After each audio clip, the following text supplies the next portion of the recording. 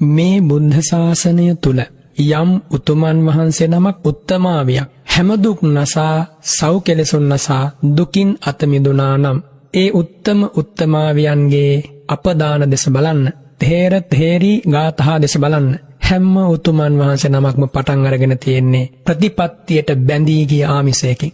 මේ වෙලාවේ ඔයත්තන්ට කියන්නම්, විපස්සී භාග්‍යවතුන් වහන්සේ පහළ වෙච්ච කාලේ එක්තරා තාපසවරයෙක් හිමාලයේ වනයේ වන මුල් ගෙඩි වළඳමින් සිල් රැකගෙන ඉන්නවා. ඒ කාලේ විපස්සී භාග්‍යවතුන් වහන්සේ වැඩම කළා හිමව් වනාරණට ටික වෙලාවක් විවේක ගන්න. දැක්ක මේ තාපසතුමා මොකක්ද කළේ? දුවගෙන ගිහලා වන්දනා කළා. නෙළුම් අල ටිකක්, ගොඩක් නෙමෙයි වරු, නෙළුම් මල 5ක් පූජා කළා. ආර්ධ පූජා කළේ විපස්සී භාග්‍යවතුන් වහන්සේ මීට මහා කල්ප 91කට කලින් මේ මහා පොළොවට පහළ වුණේ. එතකොට ඒ භාග්‍යවතුන් වහන්සේ දැන් මේ ලුණුත් නැහැ, ඇඹුලුත් නැහැ. තිබ්බ දේ එච්චරයි දෙන්න. ඒ භාග්‍යවතුන් වහන්සේක වැළඳුවා. පේන්නම වැළඳුවා. ඇයි වැළඳුවේ? චිත්ත ප්‍රසාදය ඇති කරන්න. සෝතේන චිත්ත ප්‍රසාදේන කාලං කତ୍වා තුසිතාදීසු සම්පත්ති මනුභවිත්වා. බුදුරජාණන් වහන්සේ වදාරනවා ඒ පින් බලයෙන් එදා මහා කල්ප 91කට කලින් නෙළුම් මල 5 පූජා කරපු මේ බලයෙන් දෙව්ලොව ඉන්න අනතුරු මේ කාලය තුල, ඒ කියන්නේ මහා කල්ප 91ක් පුරා දුගතියේ ගියේ නැහැ. වරුණ නෙළුම් මල 5 පූජා.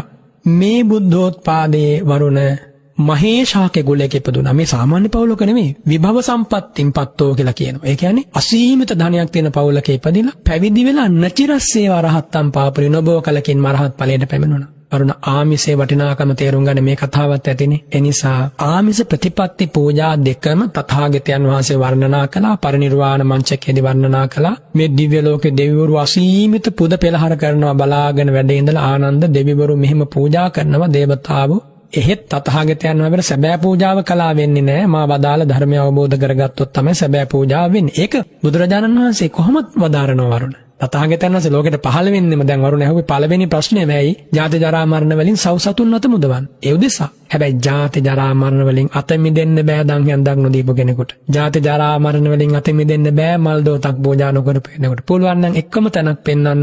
ආමිස පූජාවකින් තොරව ධර්මාවබෝධයක් ලැබපු එක්කෙනෙක්ව මේ ජීවිතයේ ආමිස පූජා කළේ නෑ. දැන් ඔය බාහ්‍ය දාරුචී වගේ අය. හැබැයි අනන්ත සංසාර ගමනේ බලන්න කරලා තියෙන පින්කම්. මේ ජීවිතයේ බුදුරජාණන් වහන්සේ ළඟට වඩිනකොට සාරිපුත්ත ධම්සෙනෙමි උතුමන් වහන්සේ, මොග්ගල්ලාන ඉර්ධිමතුන් වහන්සේ, මහා දන්නාදී දේවල් මේ ජීවිතයේ අරහත්ත්වයට පත් වෙන්න කලින් සිද්ධ වුණේ නැහැ. නමුත් හිතලා බලන්න අතීතේ ලක්ෂ ගණන් රහතන් වහන්සේලාට දන් දුන්නේ. දින ගණන් එක දිගට. ඒ නිසා වරුණ ආමිසයෙන් වෙන් වෙලා ප්‍රතිපත්තියකට යන්න බෑ. ප්‍රතිපත්තියෙන් තොරව ආමිසයක් පිළිටන්නෙත් නැහැ. කාට හරි හදවතේ දන් හැන්දක් දෙන්න හිතනොත් කරුණාව තියෙනවනේ එතන.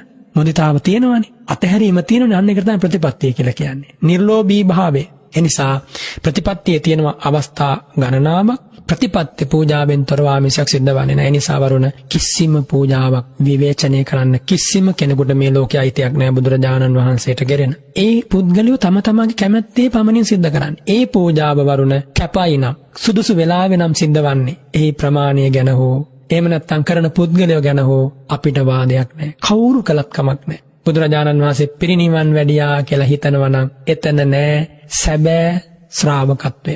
භාග්‍යවතුන් වහන්සේ පිරිනිවන් වැඩියා කියලා අපිට හිතන්න අවශ්‍ය නැහැ වරුණ.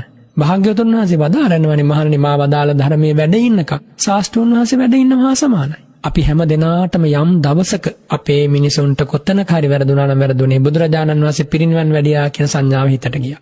එහෙම හිතන්නට එපා. එහෙම හිතන්න නෙමෙයි දැන් අපි මේ උතුම් ධර්මයේ දේශනා කරන්නේ ඔබ ශ්‍රවණය කරන්නේ. ඒ නිසා වරුණ හැම උදෑසනකම මේ වහන අය මල් දෝතක් පූජා කරන්න බත් හැන්දක් බත් කටක් කන්න කලින් කරන්න පුළුවන්. මේ රටේ ගෙදරක මල් ගහක් වවා ගන්න පුළුවන්. පහනක් දල්වන්න, සුවඳ ටිකක් පූජා කරන්න, දනිස් දෙක බිම ඔබලා සිරිපාබියස වන්දනා කරන්න. එයම ඔබ කවදා හෝ දවසක අමා සුවය වෙතගෙන